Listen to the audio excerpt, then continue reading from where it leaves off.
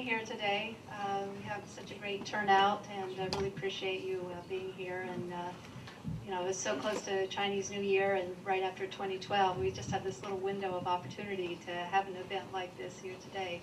And I'd like to thank DLA Piper for providing the venue, and I'd also like to thank Silicon Valley Bank for sponsoring the event, and KPMG as well for sponsoring this event. This is really, you're probably more used to me with my Silicon Dragon hat on, but today I'm wearing the Startup Asia uniform, partly because Silicon Dragon led to Startup Asia. And if you're not aware of Startup Asia yet, you will soon be, because Startup Asia is my new book, and we have a panel of venture capitalists who are characters in the new book, Startup Asia. We also have a star entrepreneur from Vietnam who is a character in Startup Asia. So they can tell the story of Startup Asia much better than I can. And so that's why I've invited them here to be our speakers for tonight. So the reason I got involved with Startup Asia and began exploring this theme is I was really following the venture capital trail from Silicon Dragon, from China into India, and then into Vietnam and some other frontier markets. And it was pretty interesting to me that a lot of the same venture capital funds that were in China were moving into other areas in Asia, and even taking the same approaches and copying some of the same ideas. And so I wanted to be one of the pioneering journalists on that trail, and so I wrote Startup Asia and spent a lot of time in China, India, Vietnam, and Taiwan and Singapore interviewing venture capitalists and entrepreneurs for the book. So there's a lot of case studies, and the book covers many of the hot markets that I identified as mobile communications, e-commerce, retail, and clean tech is another one of the very hot areas. So it does cover all these areas and covers them with case studies from China, India, Vietnam, and elsewhere. And then it also talks about how these companies are maturing to a new level of how they're going global, and how some of them have even gone public on NASDAQ or the New York Stock Exchange. And so I think we're pretty early on in this wave. I think a lot of people are really just focused on China, and it continues to be the theme. But I think I have a viewpoint that India's maybe about 5 years behind China, and Vietnam is a really frontier market. But I'm going to let you decide after you listen to our panelists here, and I'd like to start by asking Terrence Phillips, who's the Senior VP from SVB Global, to come up and make a few welcoming remarks. So Terrence, why don't you come here and take the stage for a moment.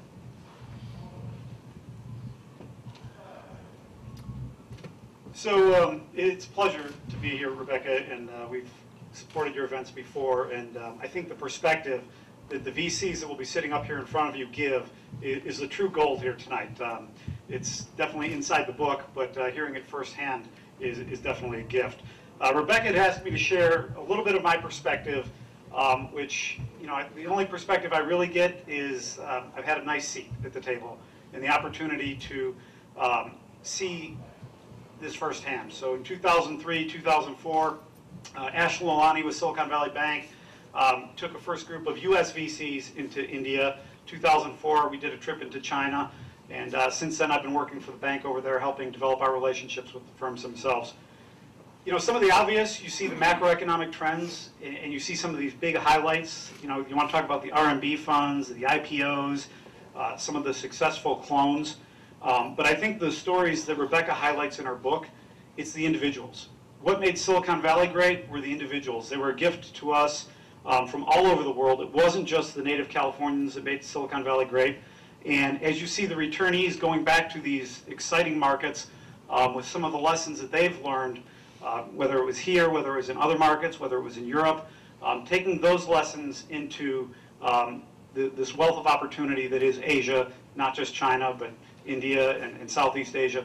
I think that's where the real story begins, when you know, when the shine comes off of the fund managers that are just out there turning good companies, you're going to see the folks that really built great companies because there are great entrepreneurs, there are great VCs behind them, and they avoided the pitfalls, and they won't get gobbled up in the when the bubble does burst or when things slow down. So the stories, from my perspective, it's the people, and we've benefited from the diversity here in Silicon Valley, and I think Asia is about to get a nice opportunity to benefit from those individuals. Okay. Thank you, Terrence. And I found out, speaking of individuals, that Terrence is also from Ohio, Buckeye State. So from Ohio to Asia, go figure. Two people right here in Silicon Valley doing that same journey. But thank you, Terrence. I would next like to introduce our star Vietnamese entrepreneur who is here from Hanoi. Nguyen Thai, why don't you please come up and say hello, and we'll soon hear his story. Why don't you come up here at the in the front with James Vuong from IDG Ventures, Vietnam. James has invested in Thai's company, and Thai's company is, I chose to highlight his company, which is a Vietnamese search engine in Vietnam, and it's the leader in the mobile search space.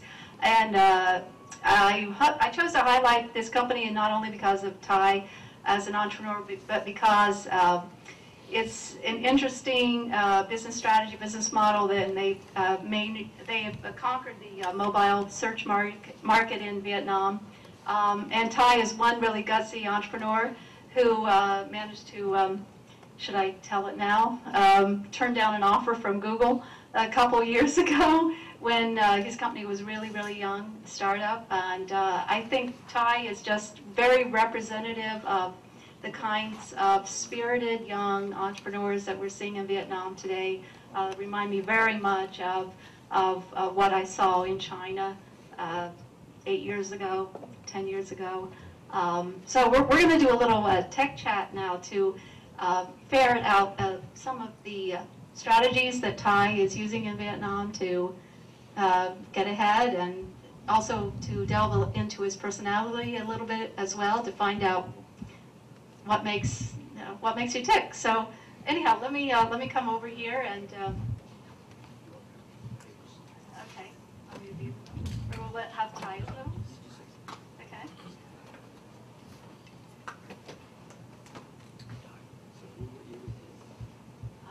Yes.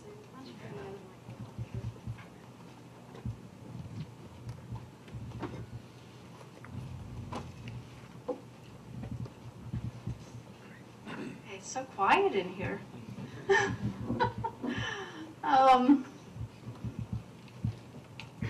Well, Thai, why don't you start off by talking a little bit about your inspiration for starting this Vietnamese search engine. Why did you do this? Why did you want to do this in the first place? You were a student at Hanoi University, right?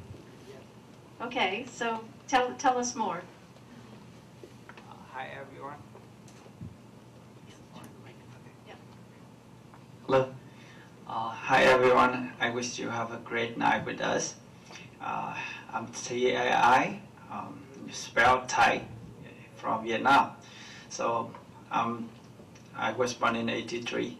I set up my first company, and up till now it's my first company too, when I was 23, and now I'm 28. So it has been 5 years. I graduated Hanoi University of Technology as an engineer of computer science. So it was the time that Google didn't do really well in Vietnam in terms of Vietnamese search, Vietnamese language. So I decided that I will continue my researches in 4 years, from 2002 to 2006, and then I think that if I work for some company, instead of I set up company, so I cannot continue my research work, and I cannot bring my research results into real life. So I decided to set up Nice Growth as a search engine company. And after 1 year pursuing with IDG Ventures Vietnam, so we have a nice corp set up and funded in 2006, and I think it's August, right? August. Okay, James, why did IDG Ventures Vietnam invest in Thai's company? Well, personally, I wasn't the one. Personally, I wasn't the one who funded Thai, but I guess I'm part of the team that did that. I actually joined the team a little bit later on in 2008, and we IDG Ventures Vietnam. Just a quick introduction. IDG Ventures is a global group of country funds in 5 countries: in San Francisco, in China, in India, Korea, and Vietnam. But you're the one who introduced me to Thai. And I'm the one who introduced you in to Thai. Hanoi. Right. And actually, Thai also play a big part in getting me convinced that there's a lot of opportunities in Vietnam, because I see that there's a lot of young talent, and I grew up and went to school and pretty much a Silicon Valley boy, but in 2007, 2008, I had the opportunity to join IDG Ventures. So Thai's team is actually part of the first team that I had a chance to meet, and got me really excited about the market. And so I packed up everything and took off and went over there, and have to convince the girlfriend at the time, wife now, to also make the move. And of course, both sides' parents are here, so there's a lot of sales job that I have to do. But so you're staking your career, right? So, but going back to Thai and his startup, I think what was really interesting was that not only did they wrote the search algorithm, but they also got into doing the custom hardware and things like that. So that really impressed me, because my background is a hardware guy. But I guess maybe so your question was about why do we invest? Yeah. I think. Well, Pat McGovern actually was the one who made the decision, I believe. Right, and Pat McGovern, the chairman of IDG Ventures. Right. So Pat see a lot in Thai that he see in entrepreneurs in Vietnam as well as in China, and he basically he backed quite a few very successful ones, including Baidu. Right. Definitely he see the same characteristics in entrepreneurs in Vietnam, and actually that's the surprising point, is that he started the venture fund in Vietnam before India even. So that was I guess we can go in more about why he did that. But yeah. Yeah, Thai. What was it like meeting Pat McGovern for the first time? Was that scary for you, or what was your impression? So I'm the guy that if I am even very scared, you won't see me scared. I'm scared now in front of you. So actually, the first time I met Pat was in Hanoi. He traveled to Hanoi for 2 years once, I think so. And every 2 years he meet us in Hanoi, and that was for the second meeting in Hanoi that Pat made, and Pat just did one company, review one company only in Vietnam until now is our company. Pat spent 2 hours with us in a room, maybe about 10 square meters, and full of people are there from IDG, and I was really like I'm almost be stunned and just sit there and talk whatever I think of and I dream of, I'm passionate for. And after that, Pat has 3 statements, 3 comments, very big one, and long one or so. And after that, IDG Ventures decided to invest in our company. Actually, that was over a year pursuing. So I think I'm one of the longest case in the history of investment of IDG Ventures Vietnam. Can you tell the story about what it was like meeting Eric Schmidt of Google? And why you actually turned down an offer from Google? You know, I think that Google has ordered IDG Ventures to bring us up for them. So it's very quick. When I just set up my company for 2 months, and Google came and Google traveled a lot to Vietnam by the time and visit only one company in Vietnam, that was mine. And even very high rank, like Canon Persuvati, he even traveled to Vietnam and visited my garage in Vietnam. That was in prison, you know. That's amazing. And just 3 months, I think so, 3 or 3.5 months, I has been invited to visit the Silicon Valley and work for a couple of weeks in Mountain View. And I even have my honor to visit in person and work in person with ex-Mick in 2 hours or so. So just amazing. I think that's just my destiny, I think so, or lucky. So, but I was 23, you know, it's too young to make, it was too young to make any very important decision. So I think that I was too young. So the question is not... You're 28 now. Are you still too young? So, thanks. So everyone asks me, why didn't you decide to Google, or why didn't you go to US and work for a high salary and lots of benefit? So I asked them back that the question is, why did I have to sell it? So I can grow it, and I can grow it much bigger. So that's why I keep the company, and I think I was right. I have 16 million users right now, and it's mostly on the mobile, and I know where they are, each of everyone. It's that's kind of very great experience and a great journey that worth taking, I think. Okay. Thanks. Okay. Can you talk about your business model? How is, and talk a little bit about your why the name of your company too. I think that's interesting. Sockbay, right? It means squirrel. So how did you come up with that? So when you think of it every day, so you can think of a name maybe in a bathroom. That was mine. So I think of Sockbay because Sockbay is flying squirrel. Squirrel is very fast, right? And flying squirrel is not just fast, it can fly. Mm-hmm. So I just want to make all of the things that we do is very fast, very intelligent.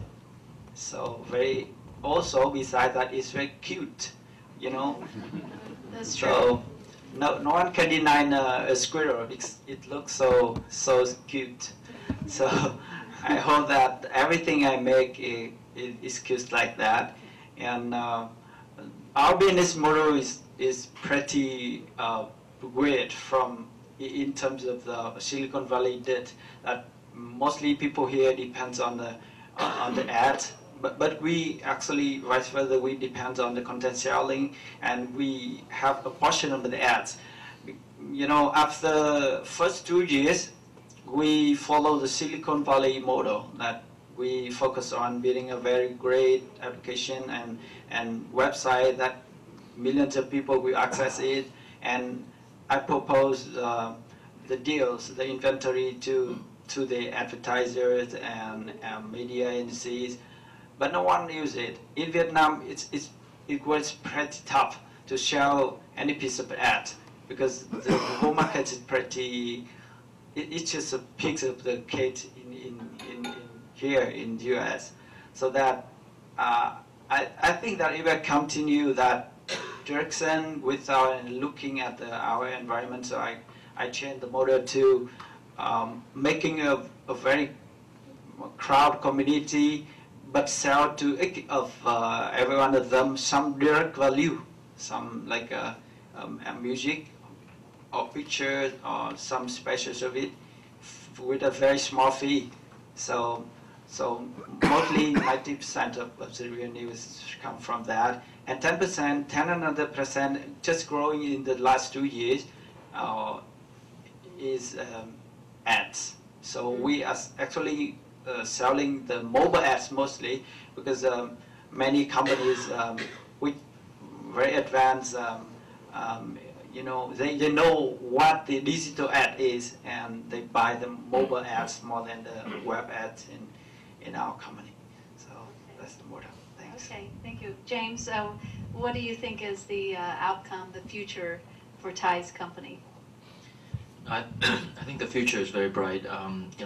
Just as Ty alluded to, the ad market is still very, very small.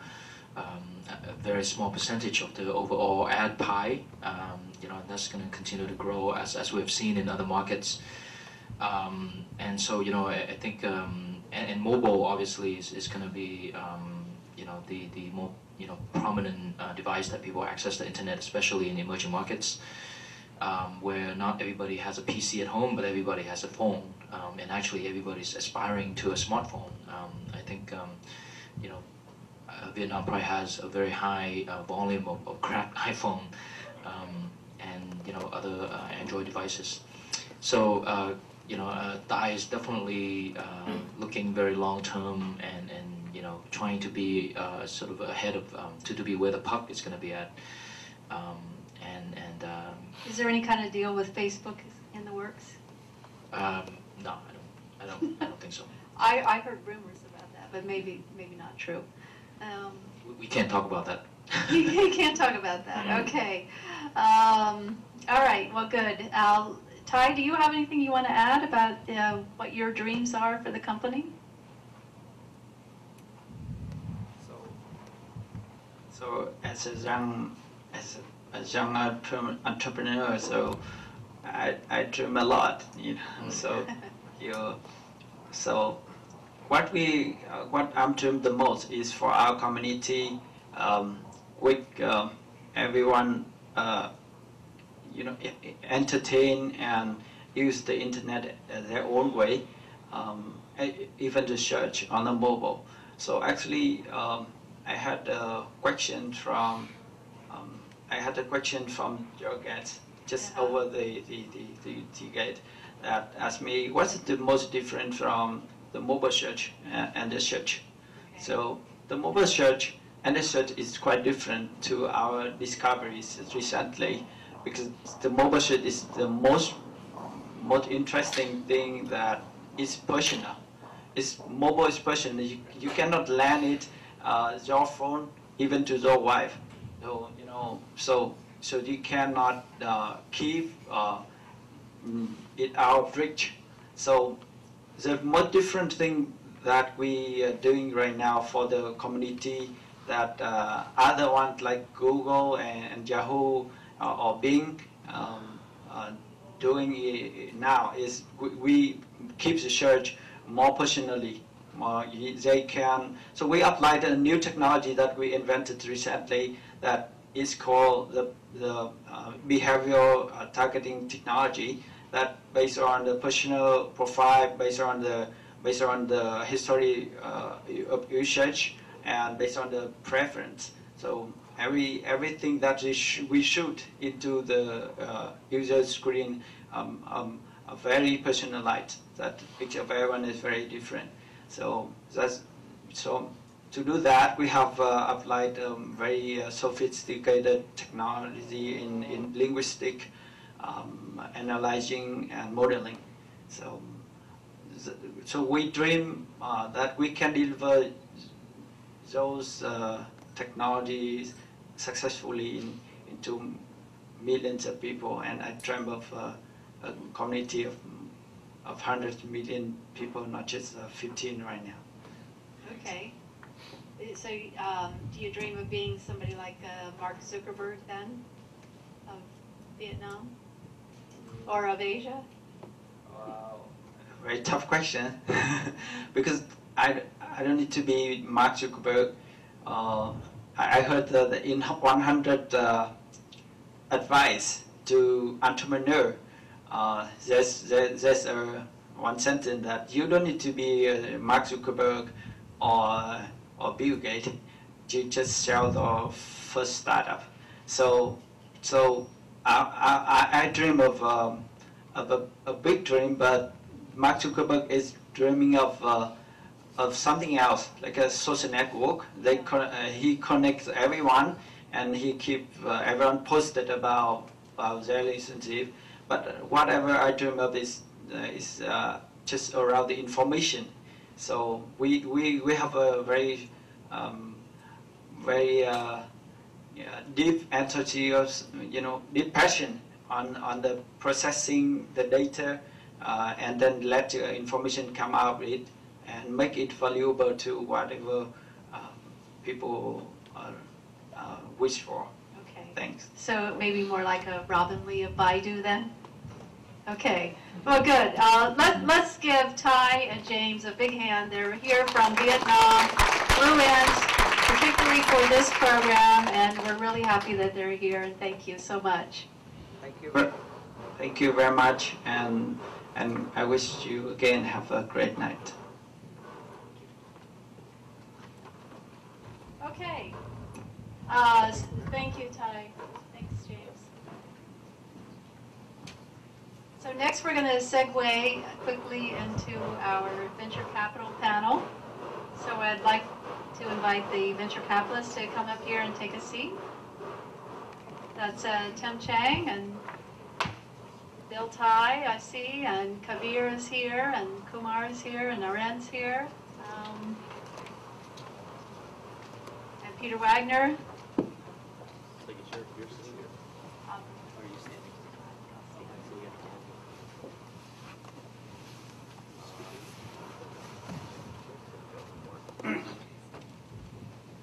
It's a full house up here. You can see it's a really stacked VC panel, and these are the top experts on their particular markets: Vietnam, India, China. So we're very happy to have them here.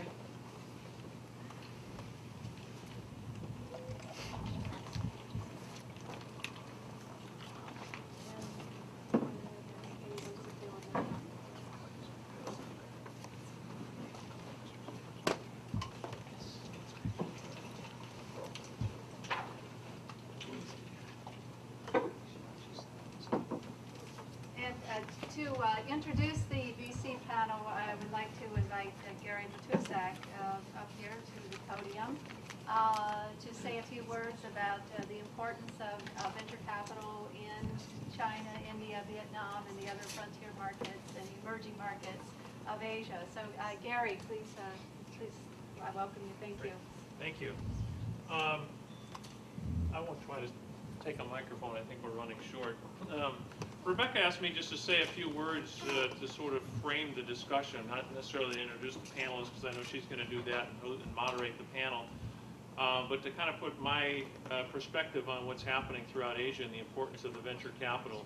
Much like Terrence and Rebecca and others, I've had the opportunity to spend much of the last 10 years traveling throughout Asia, and much of that in China, but also in many of the surrounding countries and the emerging countries in Asia. And it's really a major transformation that's going on. Economies that are going certainly from one of low-cost manufacturing and consumption into really innovation, and looking at how we get that innovation and excitement going throughout Asia.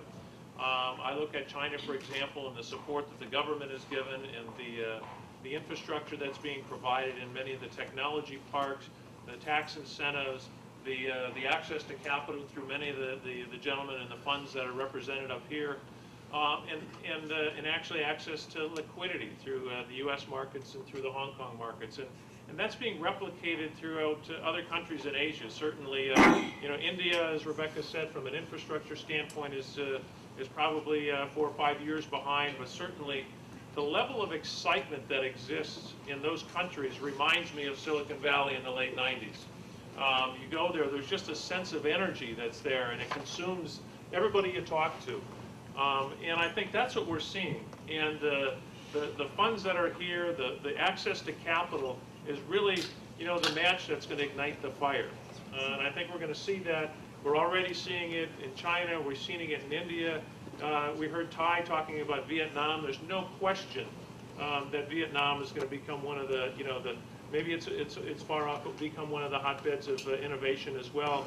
And we haven't even talked about Taiwan and Korea and Singapore, and certainly there's much going on in those areas. So I don't think it's a question of whether or not this region will emerge, but really a question of how quickly it will emerge, and what markets, what industries will they look to take over, and and how quickly will they become more of a threat, if you will, to the innovation that exists here in the U.S. and particularly in Silicon Valley. So I am greatly anticipating the insight from these panelists as we talk about what's really happening in all these different countries. And thank you for inviting me here. Good, thanks, Gary.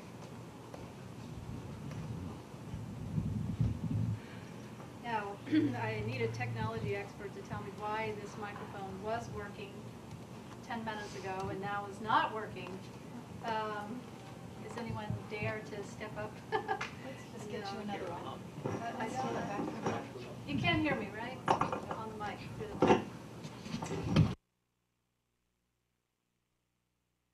All these panelists.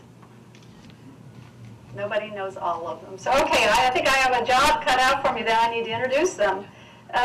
So, to my immediate left is Kabir Misra. He is the president of SoftBank China and India Holdings. I followed Kabir's career and through China, India, Vietnam for several years now, and he's now based here in Silicon Valley, but still traveling regularly to Hong Kong. And I welcome Kabir to tell us more about what he's seeing in the emerging markets of Asia. I've covered a number of SoftBank's companies, early stage companies, and I know that they are moving into some new areas now too, so we'll hear more about that from Kabir. Next is Kumar Shirlagi, is Managing Director at Indo-US Ventures based in Bangalore. I interviewed Kumar in Bangalore, and I also have interviewed some of the entrepreneurs that they have backed. Previously, he was 4 years as head of Intel Capital India. And I found out that Kumar has 23 issued U.S. patents.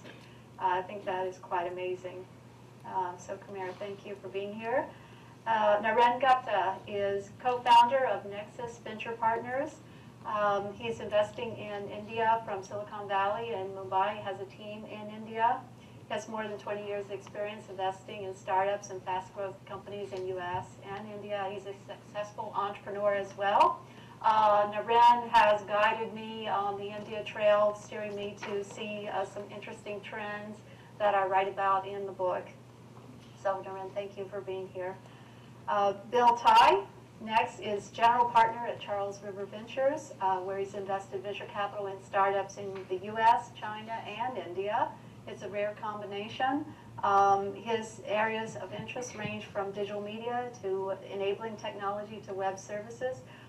Bill joined CRV in 2002, and he's been a startup investor since then. He's also the co-founder of iAsiaWorks. We welcome Bill to the stage as well. Bill has been a regular on some of my Silicon Dragon panels in the past, so we welcome Bill to our first Startup Asia program. Thanks, Bill. Next is Tim Chang, is Managing Director at the Mayfield Fund. Tim co-leads the fund's investments in China and has a focus on mobile gaming, digital media, and enterprise applications. He was named on the 2011 Forbes list of top 100 deal makers. Previously, he was at Norwest Venture Partners for 5 years. Tim, thank you for being here. Last but not least, Peter Wagner is a managing partner at Alpha Venturi. He's based here in the San Francisco Bay Area. I also leaned on Peter for his advice on who to go see in India, and he was very helpful in providing some very insightful information about trends and also who were the must-see entrepreneurs in India. Peter is currently at Alpha Venturi, and he's helping numerous startups to scale, and we thank Peter for being here as well. So this is our all-star venture capital panel, and adding insight from Vietnam is James Wong, who's here in the first row from IDG Ventures Vietnam. So I'm going to kick off this panel with the Q&A, and then I will also open up to questions from the audience as we move along. But what we're trying to do is give some comparisons and contrasts of India and China tech entrepreneurship in terms of IP protection, the legal system, market size, infrastructure, hot segments, of what the talent level is like, what the outlook is like, what is the culture for risk-taking in these markets, what is the investment return potential, what is the Go East phenomenon that's happening in these markets, how can California companies tap into Asian innovation, and how does commercialization of technology from universities and research institutes in these markets compare to what we're seeing here in Silicon Valley. We're also going to try to cover, in the limited time that we have, some success strategies for entrepreneurs who are scaling the Silicon Dragon and Tiger markets, and maybe even get into some failure stories as well. People always love to hear the failure stories. I like to learn from the lessons. So I'd like each one of the panelists to give kind of their quick overview of what they see as the major trends in their particular market of expertise. Let me turn first to Kabir. Kabir, tell what do you see as the most promising market in Asia right now, and why? I think, at least from our standpoint, I think if people can hear me okay. You can pick that up. Yeah, there you go. It's on. I think at least from our standpoint, I think we are increasingly kind of going to later stage investing. We still see it, at least today, China is probably our most promising market for a couple of reasons. One is because we focus on the internet, and it's just a much bigger market in Asia than anything else, with the exception of Japan and Korea. And secondly, because of what's happened with Chinese internet IPOs on NASDAQ, we're tending to see a lot more deal flow from China right now. The later stage boosted companies just can't go public, and things are getting delayed. So from that perspective, I think China's probably got the most active deal flow. I think that being said, India and Vietnam, where we've both invested, I think Vietnam's definitely slowed down a little bit. And I think it has nothing to do with the fundamental markets, but for investors like us whose investors come in on dollar terms. The devaluation of the Vietnamese currency definitely hurts, because at the end of the day, no matter how much, if Thai's company grows by X, but the dollar's devalued, the dong is devalued by a similar amount, the growth actually, net growth is not very high for dollar investors. So that's slowed down a little bit. India, on the other hand, has, despite the recent devaluation, has, on the internet side at least, has shown a lot more maturity lately. I was just talking to we just did a deal in eMobi, and we're increasingly seeing later stage companies now talk to us about investing there.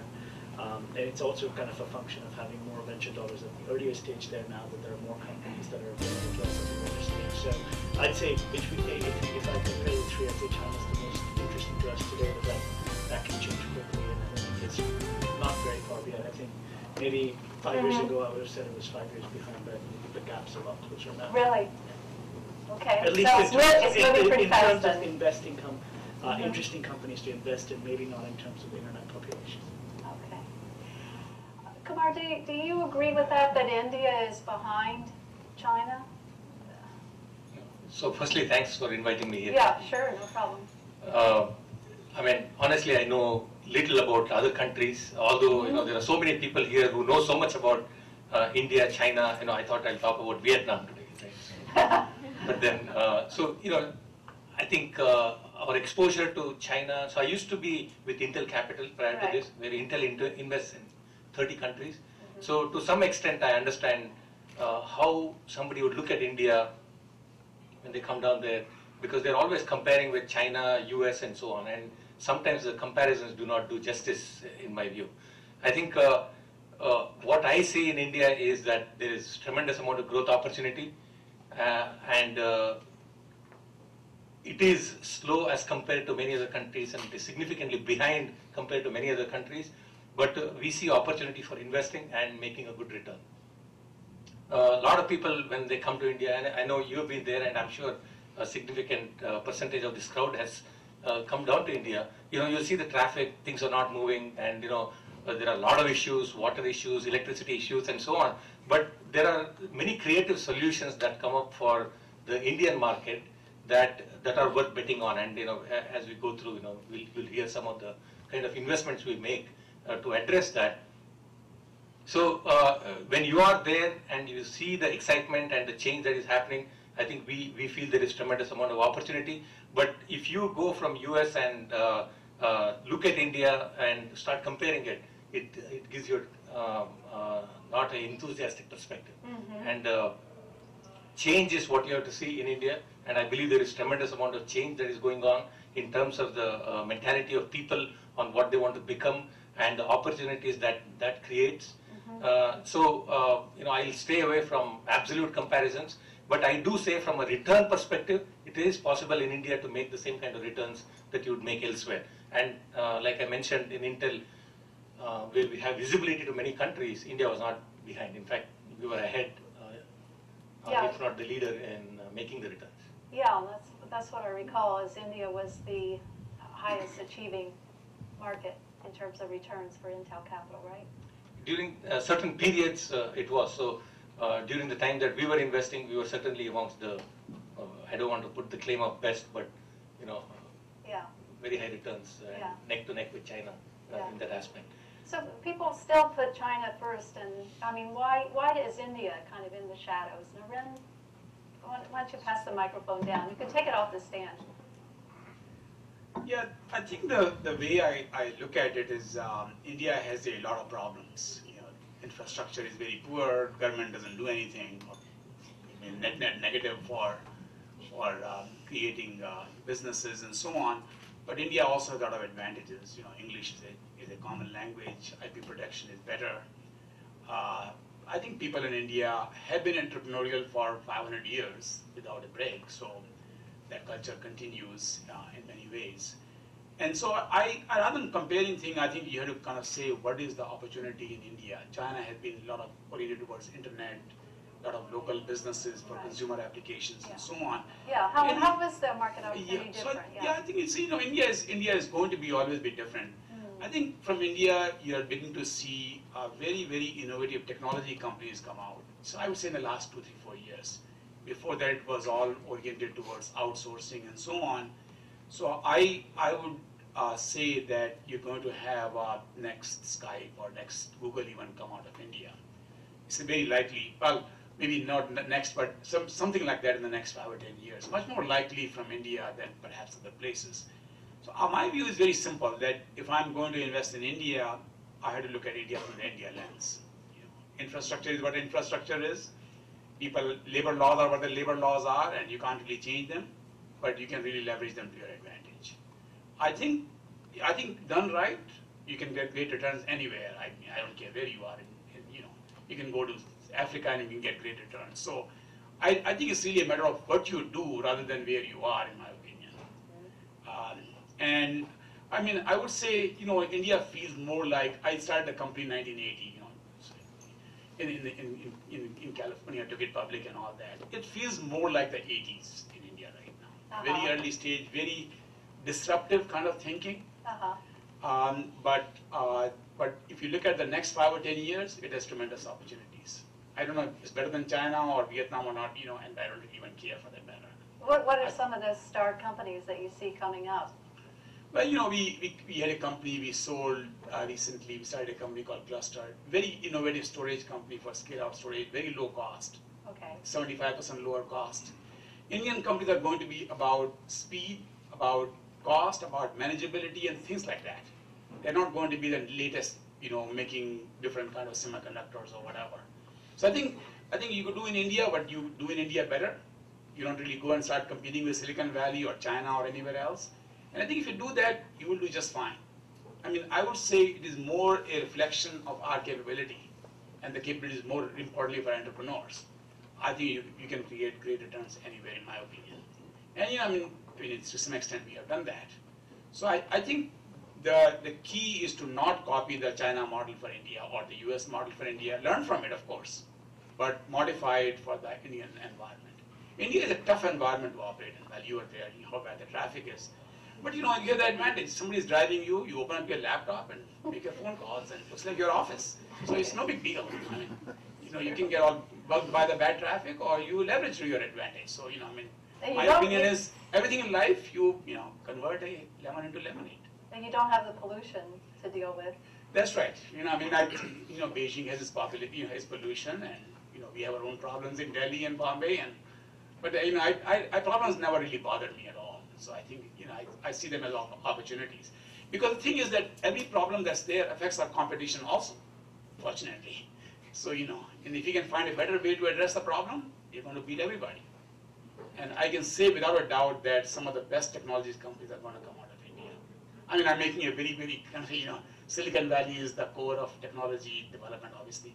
But you know, what is happening right now, what is bubbling under the surface, is going to have a very, very major impact on the technology scene. It is not that we'll be competing with Silicon Valley, but we'll be complementing Silicon Valley. So why is this happening now in India?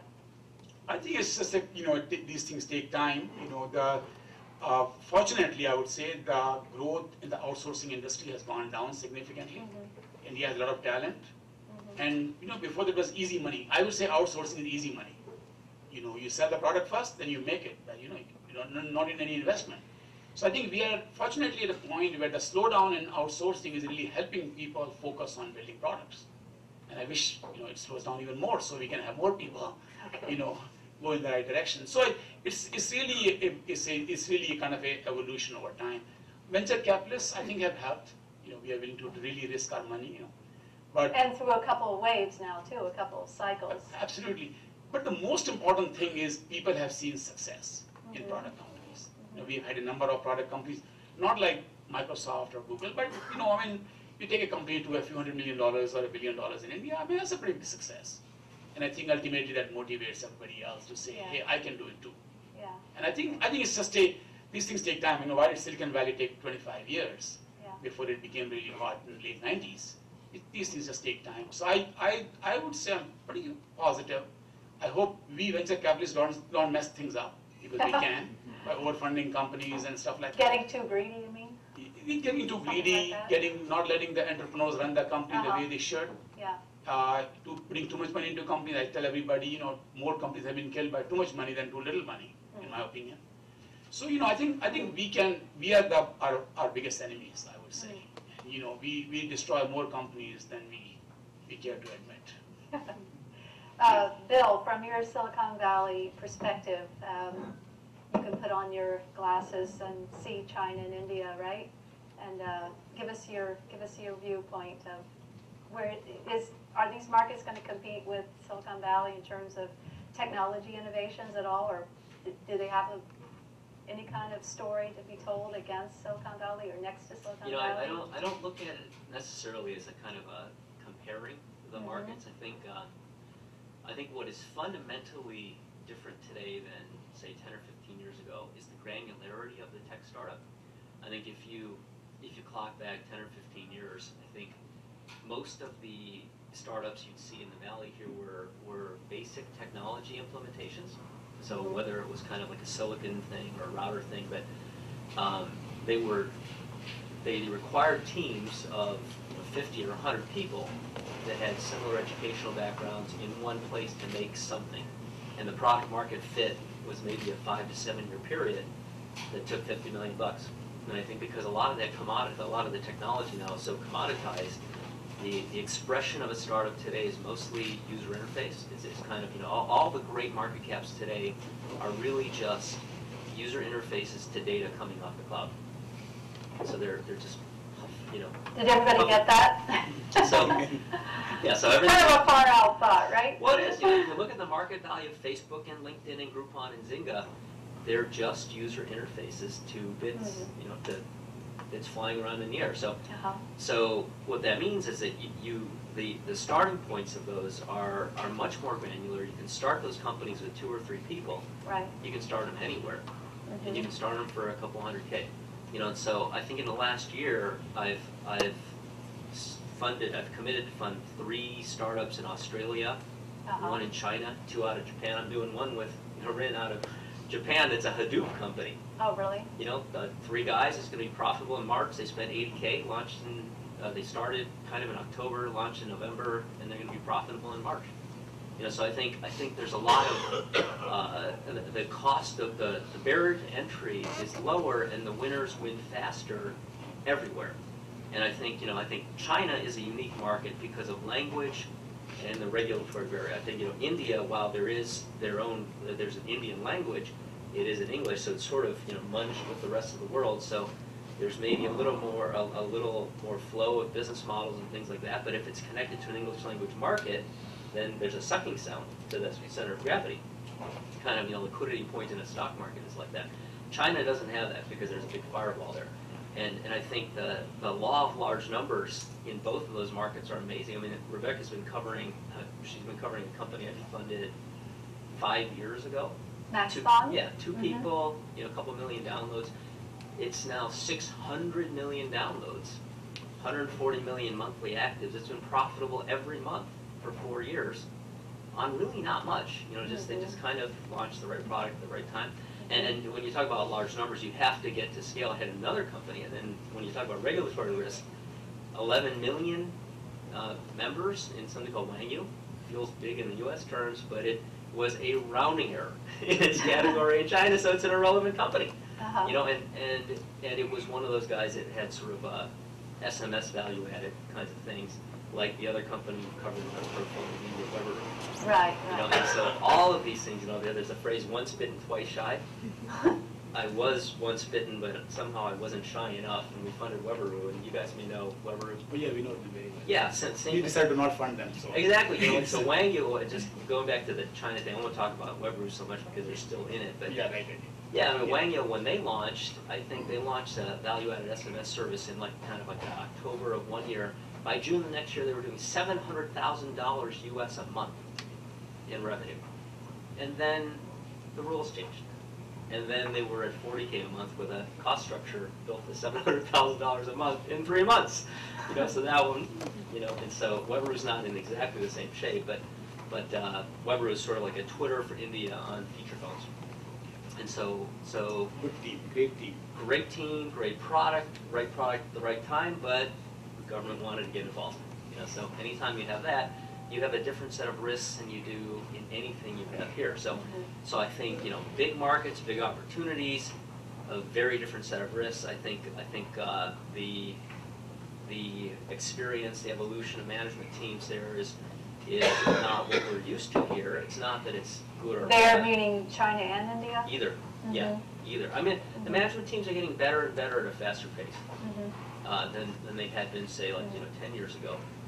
I had started a company, I think in 1995, I teamed up with a guy named John Sidgmore, who had started a union to build the first backbone in Taiwan. It was privately held. But the biggest thing I learned in that experience was I couldn't hire anybody. Because here I was so used to in the U.S. venture market, filling slots on a team. 10 choices on a VP of marketing. There, I couldn't find a single person that thought it was worthwhile to compete with the government in a telephony thing. And in the end, they were kind of right. It was really hard. We had the company public, but I think now you can actually assemble teams that have done things before in either China or India, but it's still not as liquid a people market as the Valley. Right, so you do have this serial entrepreneur phenomena happening in China and India now that happened in Silicon Valley several years ago, and I think it is an important force to keep in mind when you're investing in these markets. Tim, you recently joined Mayfield. Is there a different perspective on China at Mayfield now that you're involved, and what is Mayfield's strategy for China, and how are you making a difference? So part of me joining Mayfield was to do what I did in Norwest, which is to help build up the direct investment practice. Biggest thing that's changed is I think the market's collapsed since 2010 was the year of everything getting overheated in China. People drank their own Kool-Aid, they were pumping out by the gallon, and the story for every deal was Doesn't matter, just get revenues doubling every year. We'll take this thing public, worry about profitability later. Let's price it at a massive P to S multiple, forget the rest. Yeah. And then in early 2011, that story fell apart. Yeah. So where the market once gave growth premiums to the China story, with all the transparency and accounting scandals and those difficulties in understanding how Chinese companies report and behave, now the market gives a massive discount for China transparency issues. And so a lot of these companies now, which were once teed up for easy IPOs, are now raising mezzanine rounds, which is a way of saying, oh crap, we spent all our money, we're overvalued, and we can't IPO anymore, and now we need to raise more money. That's why the late stage deal flow is so interesting in China. So, you know, my tone is sort of jaded, but I'm kind of excited because I'm waiting to see if 2012 is the year of return to normalcy in expectations and valuations. It's tricky though because in Chinese culture there's this notion of Munce, which is face, and it is shameful to have a down round. So in the US, down rounds we deal with all the time. Sometimes it's the healthiest thing for the company. But imagine if your personal reputation is tied to your valuation, and so you beg investors, say, no, just keep the headline number up. I'll give you any bells and whistles term you want. But turns out after the round is closed, oh, I didn't really mean that. So, you know, enforceability of terms is really tough, and everything's been sort of a game. And so this is the real test. You know, the bubbles pop, the hangover's here, but are people going to reach for the bottle, or are they going to take their medicine? And that's sort of what I'm testing.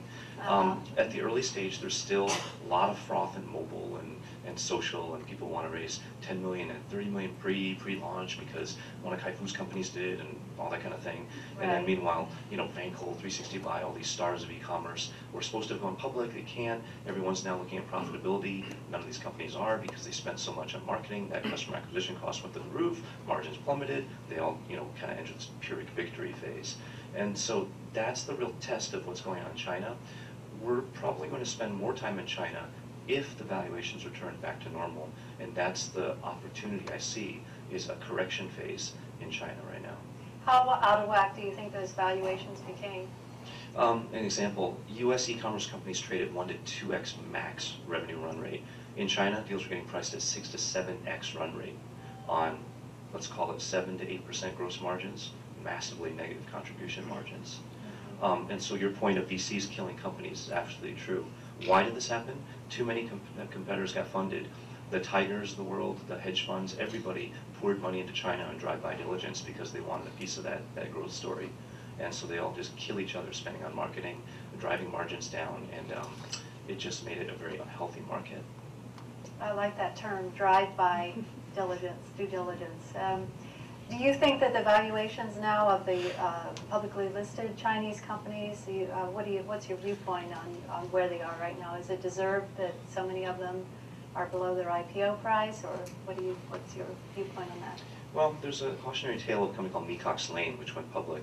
And one of the key competencies of a public company is investor relationships, meaning you tell analysts what to expect, you set a number, and then you meet it or beat it. Well, the notion in China has always been, they're almost run like family businesses. So it's almost like, why do you need to meddle in my stuff? And that notion of IR has never been very strong. And if you don't guide expectations, instead you have a call and saying, well, we missed our numbers. Why? I don't know. What's going to happen next quarter? I don't know. What kind of faith are you going to have in that company? And so if I'm an institutional, am I going to take a risk on betting on some of these companies that can't even explain their IR story? Or am I going to save my funds for Facebook's IPO? And I think that's what's happened in 2011. And now we're in that correction phase. So one of the hardest hires in China is a bicultural, bilingual CFO that can explain quarterly results to Wall Street. Because many times CEOs cannot speak English and can't explain us the need a CFO. So if I wasn't doing venture, I'd probably go and be a bicultural CFO or something. Could be a good opportunity for some people here in the audience. But I think this whole Go East young entrepreneur phenomenon is alive and well too, and it's one of the reasons that you see China and India coming up so fast is that, you know, the talent is leaving the West and going east and looking for opportunities there.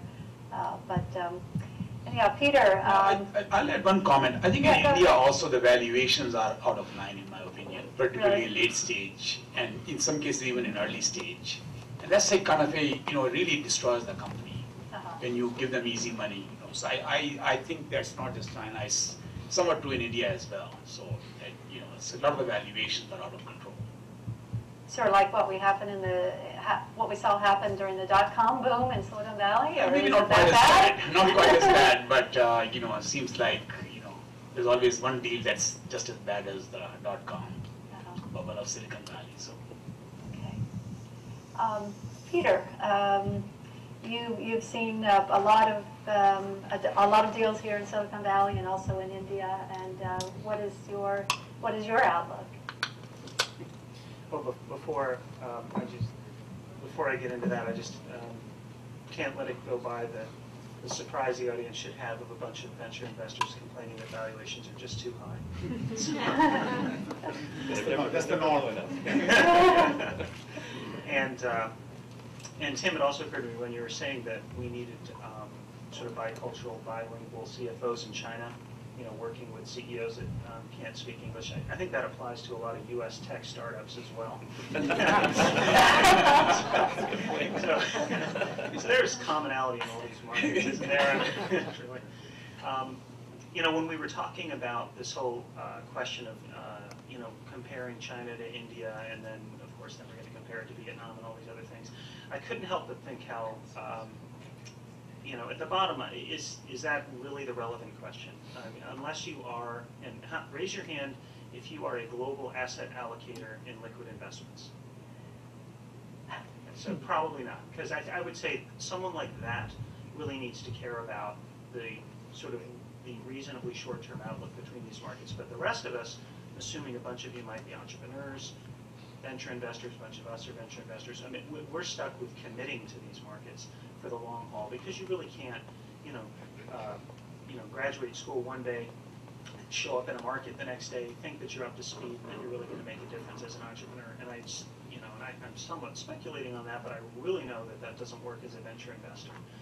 So committing to the markets, living with their ups and downs, making the investments in teams on the ground, in the networks that are necessary around the world to, really have a chance of being successful. I mean, it's a hard business, and if you don't do those things either as a founder or an investor, it's a moot point. So I think both of these markets, and Vietnam and others, are well worthy of making those commitments. And the question is just doing it. And I think if we focus too much on trying to hopscotch back and forth, you're just guaranteed to miss everything, right? You'll be in exactly the wrong place at the wrong time. So, my outlook for both of these markets is very positive, but also one where just recognize there's going to be potholes. I think my relevance to this panel, by the way, probably has less to do with my few months at this new operation called Alpha Venturi, and more to do with my 15 years at Excel, which I left last year. And among during the time there, we built a far-flung venture empire that operates in all these markets with lots of partners in China. And then I had the privilege of being the guy tasked to go and figure out India for the firm, which is probably just because we didn't have an Indian guy on the team, so I got the job. But it was a great opportunity, and in the course of that, ramping up on the Indian market. One thing I came to appreciate there, and I think that you really need to understand if you're not going to commit the sins that Naren so ably laid out for us a few comments ago, is just the natural pacing of that market. It's the comparison to China, I think, in some ways that drives some of the mistakes that occur in India. People think that they can turbocharge some Indian startup, and that is going to, in the blink of an eye, make all the missing preconditions go away and allow hypergrowth to just happen. It seems like that has happened in China, and I think in many cases it has. That sort of unnatural growth may be because of an unnatural lack of growth inflicted for many decades. But in India, if you try and force the function faster than that market is going to respond, you end up overcapitalizing companies, you end up starting too many companies, and ultimately you end up with a backlash. And I think we saw that on the first round of internet investing, sort of in the wake of the dot-com bubble here in Silicon Valley. I think we've seen a bit of that recently here too.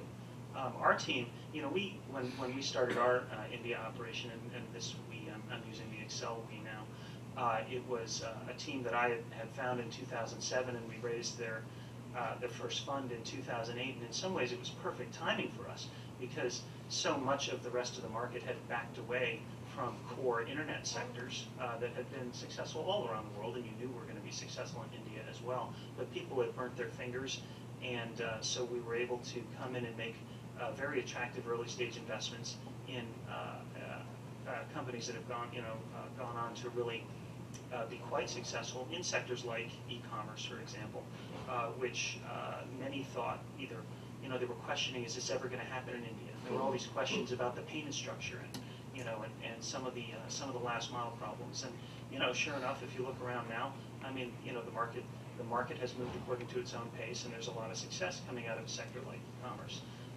But it was really investors getting impatient and attempting to force fit a pattern that they'd seen in other markets onto the Indian scene that was really driving a lot of the miscues. Are there companies coming up today in India that can compare to the kind of success stories that China had over the past 5, 6, 7 years? Is India on the what? There you go again. I know.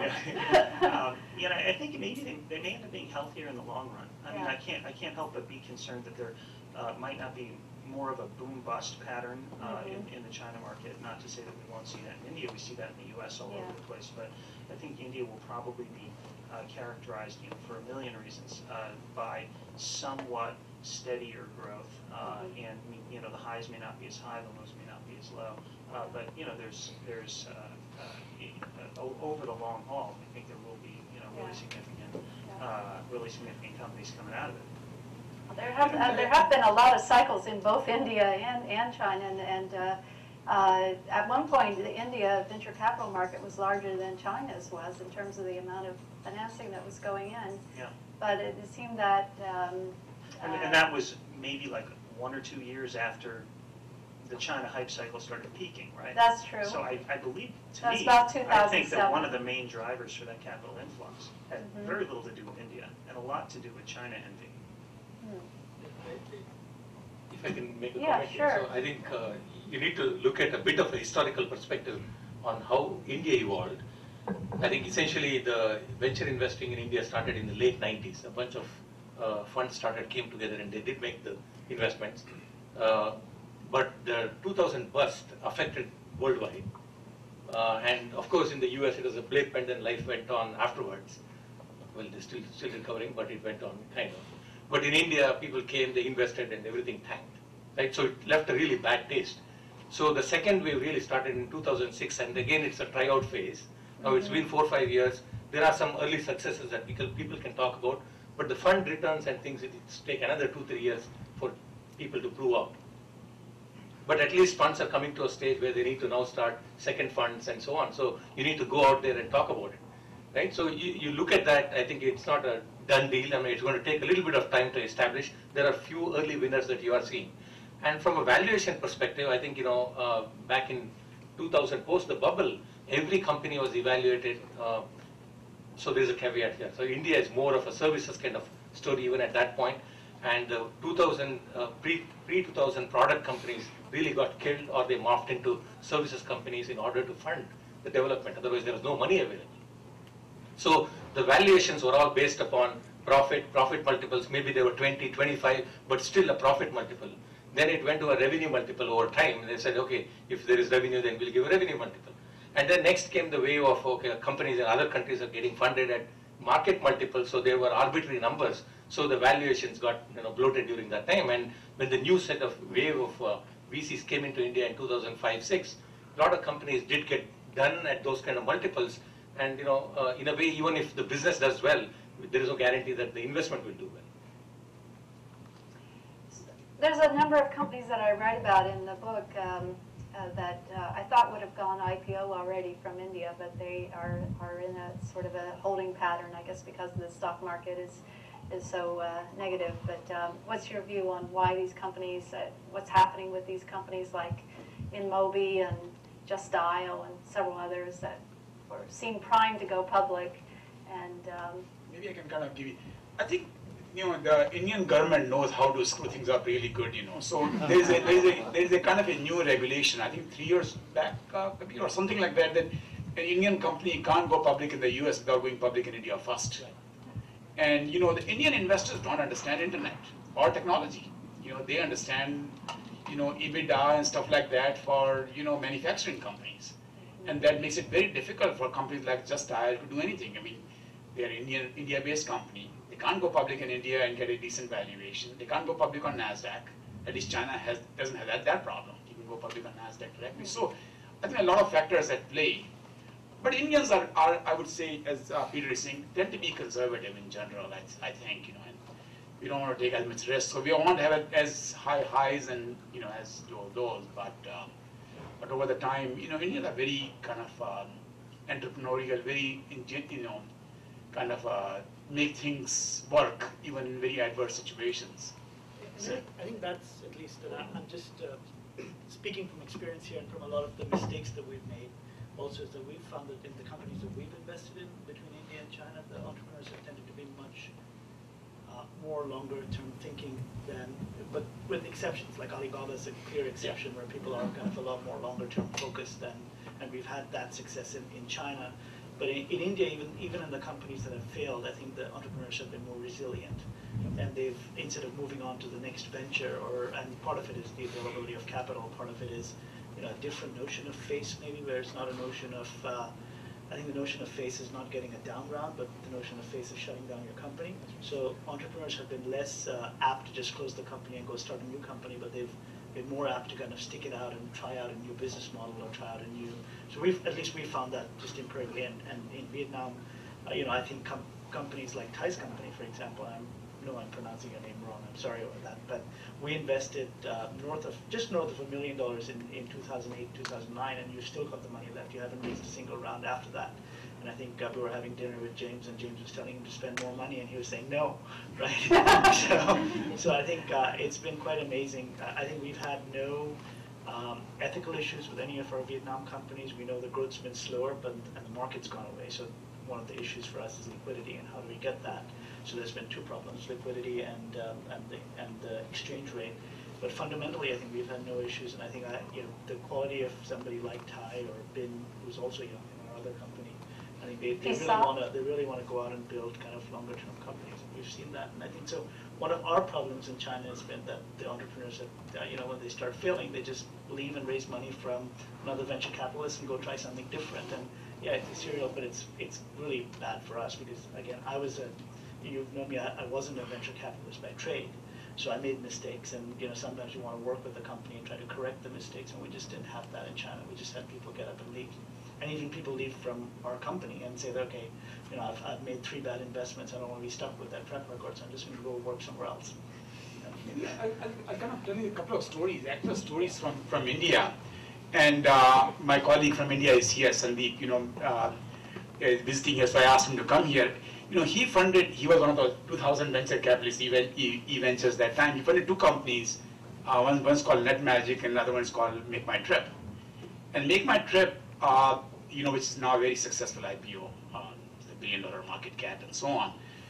He funded the company in 1999, 2000, and essentially nobody would fund them in 2001. But the entrepreneurs, took tremendous salary, 80% salary cuts. But they made the company survive. And 5 years later, they were doing very, very well. And last year they had a tremendous IPO. So Indian entrepreneurs will in fact do that. We have a company in our portfolio, NetMagic Solution. They are the biggest managed data center in India. They had the same situation. Sandeep funded. Now I guess Sandeep funds all these nice companies, and they again went through a very tough time. They ran out of money in 2002. They continued to operate the data center, and in the last 3-4 years, they built 7 more data centers. So, the Indians know how to sort of survive through sort of nuclear winter, which is both good and bad, because sometimes you play too safe, and you don't spend the money that you need to spend to really grow faster.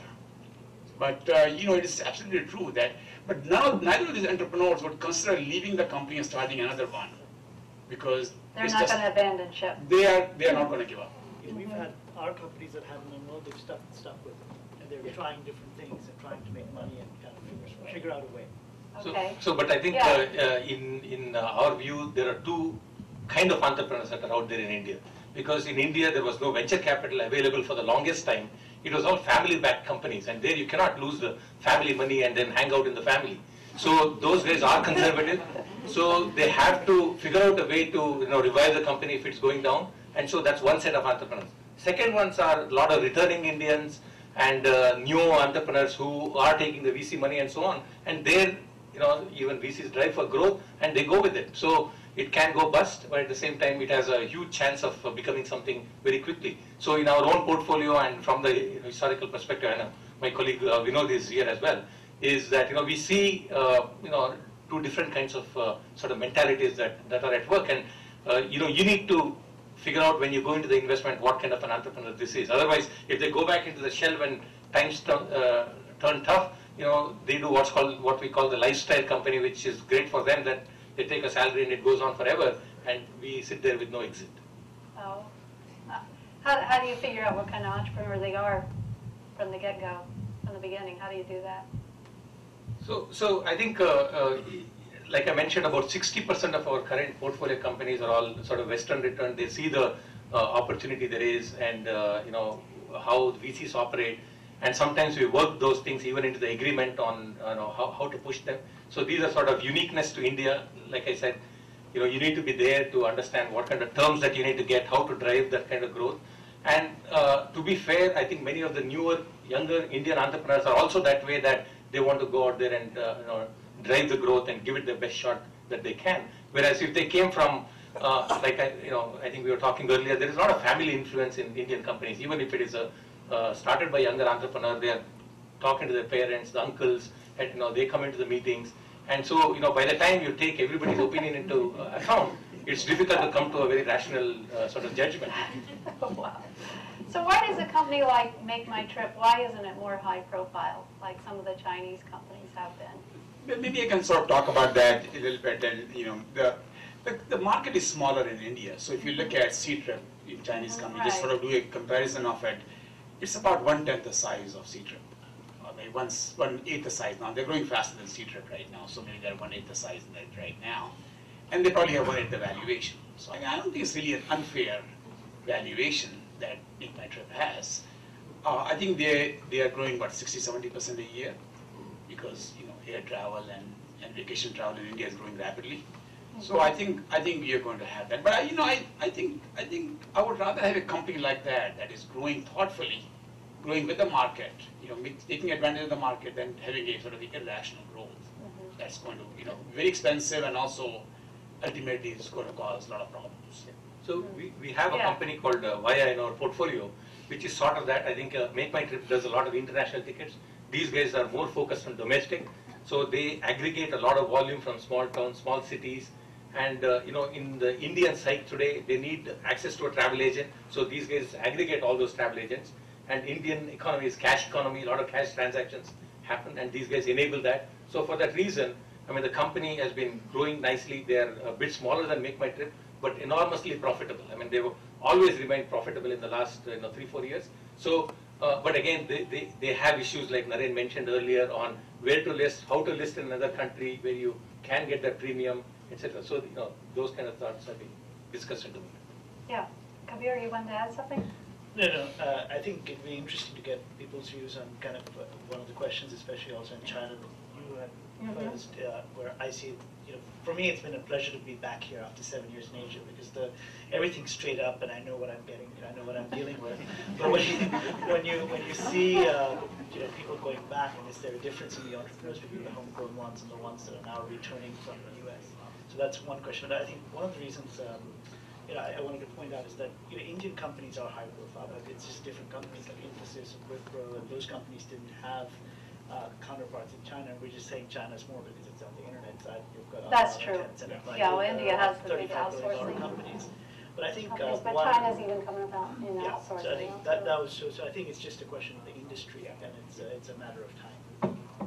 Yeah, I think that question of pace, starts to matter again. Like, when I was first trying to figure out what would be a good strategy for Excel in India, it was, late 06, early 07. I remember just gathering some early statistics, and I think there's always was some variability in the numbers, but I seem to recall that around that time, consensus number of the number of quote internet users in India was like 25 million people. This is not even a big state, and now that number's like 125.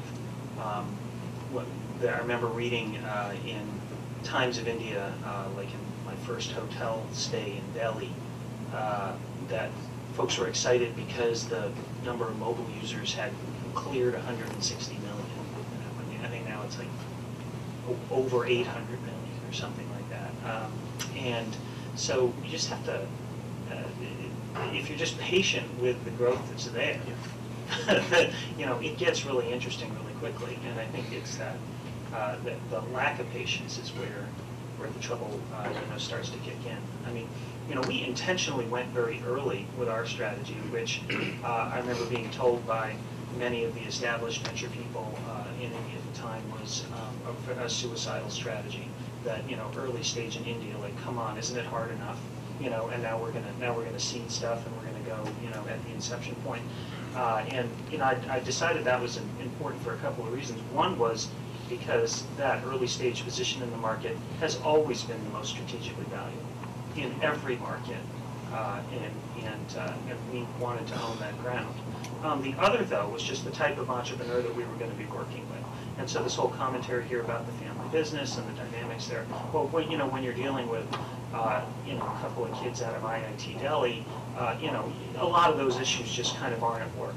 And so we were able to do a number of things pretty cleanly with a set of sensibilities that seemed a little more familiar, and to do it in a way that was, ultimately going to be a position in the market that we thought, would be most valuable. And again, that's a patient strategy. I mean, there was, you have to have a very long time to liquidity expectation when you're, seeding stuff in a market like that. But I think that outlook is being rewarded, and the investors that are looking at it that way are being rewarded. And in fact, my partners in Bangalore have told me there's now a flood of money into early stage.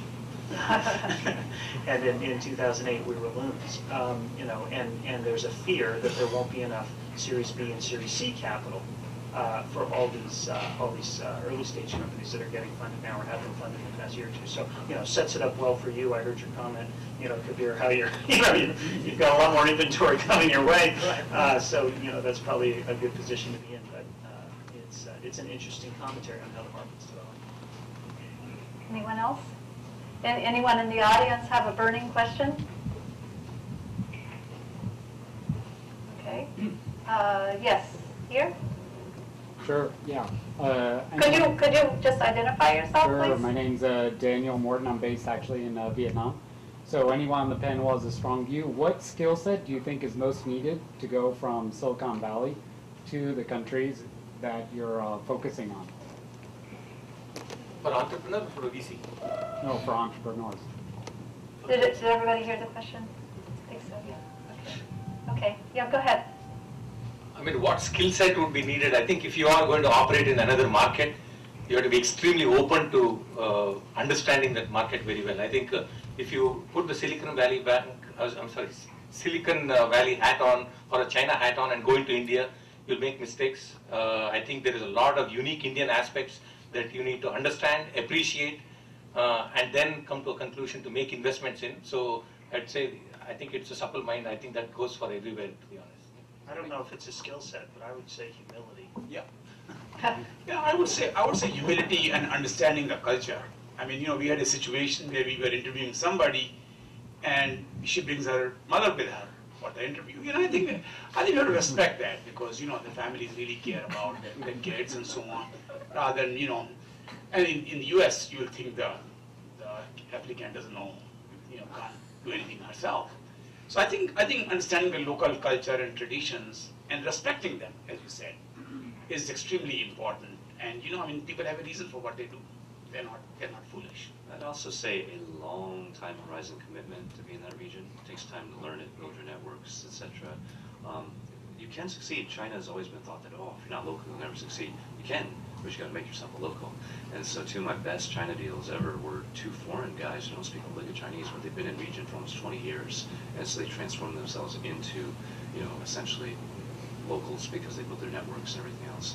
Interestingly, they were serving, a lot of them were serving international customers. So they went into China, leveraged China cost structure, but provided services and products to overseas clients. That was the interesting part. Yeah, I was going to ask if you're here in California, how can you play this Asia game from here? Yeah, I think when I worked at Samsung, they always said that you have to, I think one of them is finding a spouse from that country that you moved to, whether you're a man or a woman. I think I worked in Korea and they said you're never going to stay here unless you marry someone from here, so which was actually ended up being true. So I think it's patience at the end of the day, but you've got to be willing to stick it out. I think so. The deeper roots you can have in that country, the more useful it is. It's been one of the worst things for me because I've had to move because of family and other reasons, but it's very difficult. We did early stage, and the whole reason we moved out of early stage is we just don't have the people. So you really need the people. So to kind of actually commit to a region of the country. And you need to be there. You need to be local. Yeah, you can't fly in and out. And you have to do late stage. Yeah. The market evaluations. Okay. Any other questions? Yes, here. Hi, Panya. I'm helping advise people startups. My question is really kind of bounded to China, so that's my experience. But drawing on the last 2 points made about understanding the local culture, and then your point about selling to international customers. In China, the phenomenon that we see is the Chinese commercial enterprises, domestic Chinese companies, don't buy enterprise software, right? So is there ever going to be a segment, a market opportunity for enterprise applications? Is there ever going to be a segment or an opportunity for market enterprise applications, Sure. right? Yeah, I definitely think so. What fuels that? When labor's cheap, you throw people at problems, but as markets heat up, labor prices go up until that's not sustainable. And we're hitting that point in China already where costs are going way up. Eventually, businesses have to start automating things. That's why they start thinking about things like enterprise software and eventually cloud and all that other kind of good stuff. So, I've actually been thinking maybe now is the right time to start seeding, kind of SaaS or cloud type companies in China. Got to give it a 5-year time horizon though, because it'll take a lot of time. And your first clients will probably be multinationals operating in China first, not the domestic companies like Huawei or China Mobile or whatever. What'll be interesting is, do you start those companies with returnees, ex-Salesforce guys or others? Maybe. The more that it's focused on things like big data or analytics or data mining, I have a harder time finding that skill set locally, so I usually try to import or do a hybrid model, sort of when it's really sort of deep math like that, because often I don't find that skill set as much. Locals will learn it, but the initial wave might not come from that, that local pool. Okay. I agree. I think it is a question of time, and I think you can use maybe a different era, but the evolution of Japan. There was a period where I think in the kind of the mid '80s, early '80s, I think people just thought the Japanese ripped everything off, and that saw at that time there were a lot of enterprise software companies.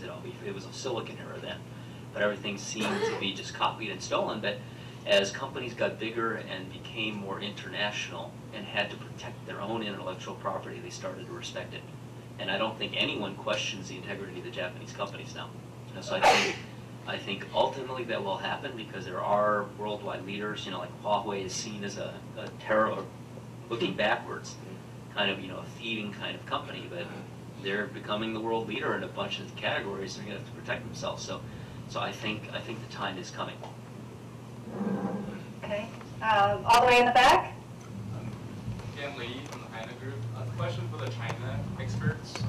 Given what's been happening to lack of transparency, the poor IPO performance, what's your point of view on how much longer it would take, how many years or whatnot, before the IPO market becomes more receptive to future Chinese IPOs? I really wish I could predict the stock market and its cycles, but all I can say is that we've seen this before. I can't remember there've been at least a couple cycles. I can remember back to probably like 93, maybe 93, 92, when China Brilliance went public. If you remember that, and I don't know if you remember that, there were like bicycle companies that were I'm making this up because I don't remember the market cap, but it was probably worth $1 billion for 1 year, and then tens of millions the next. And I think there are periods where people forget. You know what it is? I think there has to be turnover of the money managers on Wall Street. And it's about a 5-year, I think it's about a 5-year window. So as soon as those guys get blown out, a new generation of young guys come in, are competing for returns, if something, there was a time when I was a security, Hal remembers, I was a securities analyst in the late 80s, and I remember being on a road show. I was taking Cirrus Logic public, and a hot company at the time, growing like a weed. I went in and pitched this money manager who listened to the story and said, I'm going to buy National Semiconductor. And I couldn't understand that. And National hadn't made money for 7 or 8 years. Just lost money every single year. And they were trying to do a big deal kind of to stay alive. And I said, I just want to understand. We've got a company here growing 150% a year at 30% net income. And you've got a company that has never made money in the last 7 years and probably won't. Why are you going to buy that? And he looked at me and said, because it's going to go up. I said, well, that's a good reason. So there are times when people think these China stocks will go up, and that's when the window will open. Okay, time for one last question. Yes, the lady here in the front. Hi, I'm Christina Lamontagne from Physic Ventures here in San Francisco. I've spent a considerable amount of time in China, and I'm always impressed at how focused Chinese entrepreneurs are in building out their company in their markets. But as I look to later stage opportunities and the international opportunities that face Indian and Chinese companies, I'm wondering how you as investors coach your entrepreneurs or help them to think about international opportunities and how valuable that is to your investment approach. How do they coach their entrepreneurs on international opportunities? And how valuable is it? That is very difficult, because I think there's a couple different kind of companies. There are some companies who, I think the breakaway companies in the local market tend to really understand their market and come up with a business model that no one else understands. And it's kind of like the ones that are able to do something that the government can never regulate because it's changing so fast and they never really understand what it does.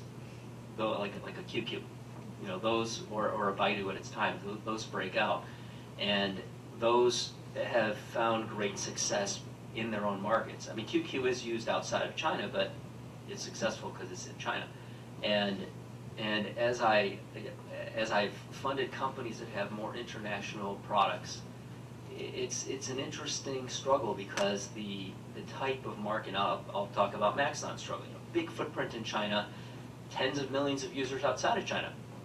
But, and the group, we have an office in San Francisco, it's a browser company. So in China, it's like a Mozilla type of positioning. It's got a big footprint and monetizes through search rev share, just like Mozilla does here. In the West, where it's turned into a cloud services portal. And there's a kind of a Dropbox extension, there's content portals, there's some other things getting added to it. Those things can monetize here, but they will never monetize. Never's 5 years, right? They'll never monetize in China in a reasonable time frame. So it's almost like taking the basic technology but extending it to different markets with different business models.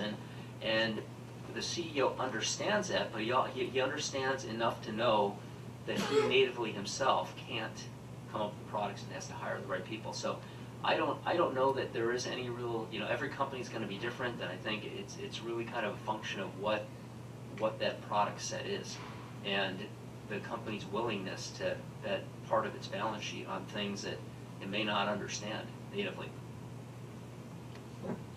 Yeah, Tim? I think that makes a lot of sense. The way I try to view it is, draw a 2x2 matrix. One axis is type of entrepreneur, foreigner. In the middle is returnee, and then the bottom is local.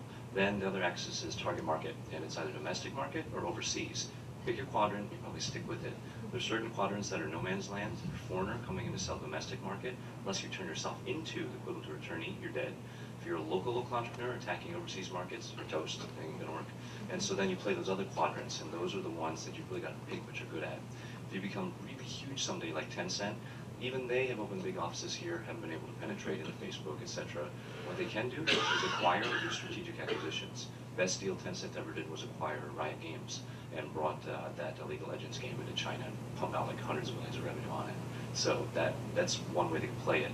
But actual expansion in other countries, selling products in other markets, it's hard.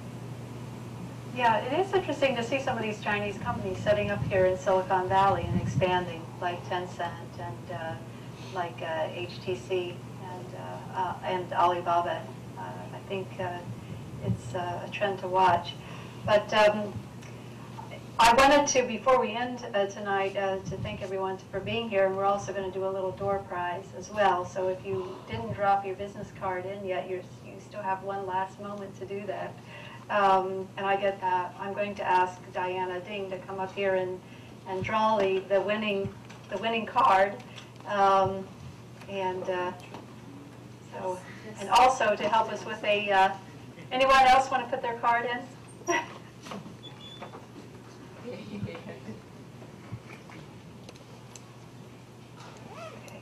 thank you. And I think one more. Okay. We're heading into the Year of the Dragon, so I'm really all geared up with my Silicon Dragon brand. But I have to confess I don't speak Mandarin yet, so I'm going to ask Diana here to do a Chinese New Year Year of the Dragon toast for us. So let me first. Okay, Diana, why don't you go ahead and draw the winning prize? Yeah, make sure I'm not looking at this. It's nobody I know, I promise. Okay, uh-oh.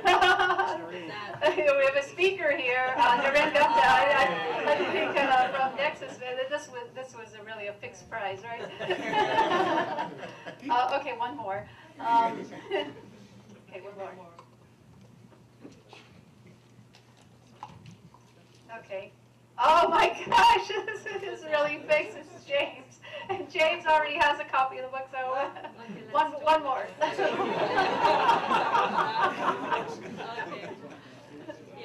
Okay. Oh, okay. Hi, I'm Vivian from HTC. Okay, it's one of the companies that's setting up here in the valley. HTC. Should I come get it now? Yes. Well, I'm supposed to carry it with me at the podium, but I will honor it right outside where I'm going to be. 节目呢，就是关于创新的话，加上不断的努力。So exciting because what it's really doing is bridging the gap between Silicon Valley technology and China tech, along.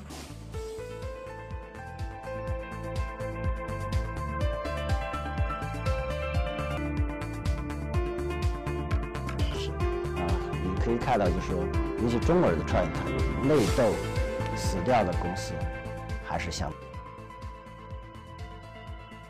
What do you predicate? 或者是归国的朋友的视野要全球。